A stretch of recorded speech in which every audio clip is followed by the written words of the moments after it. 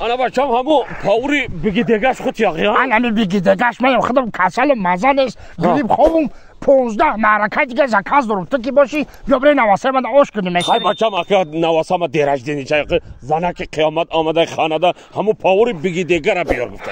خای بیا برای اخی بابا جان تست هزم تا تیار کدگی ها تیار کدگی قریب جام مسافر پیر نخوا خلا پشکا بازی کنی بچه ما که سالی نوای سالی نوای پش تو خودت اشای خوشرو کی میکنی کو همین خانگی همه تعریف کردیست یار نه کفا خلا پشکا بابیت دیونه چی تو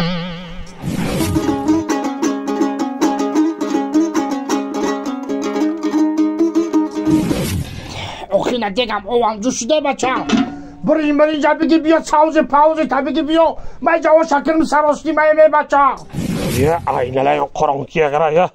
این پاوری بگی دیگه دا ساوزیاشا برده بودیم که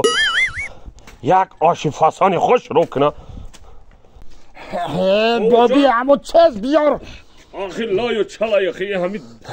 همین روزه بود که همین نواسای من در روزی همین بارشگر یک این ساوزیا را بگی بچه برینجا بگی بیا تیز بیار این نواسا بندازه من دیر شده اکو نام با نامی خود تای پاور جان پاوری بگی دیگه آخی نام میدونی تمامی جاده مرا انتظار اوش بگی دیگه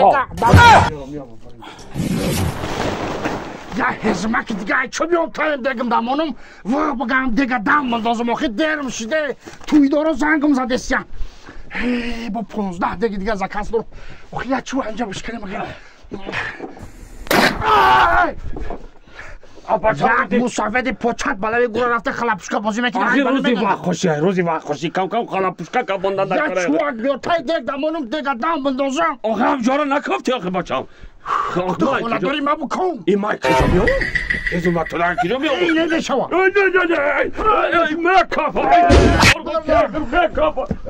مکافای ای لالا قرقم که اگر مکافای آلیو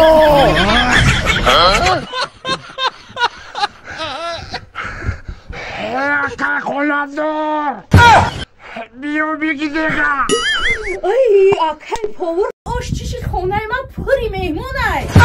اپا جون مرحمت بگی دیگه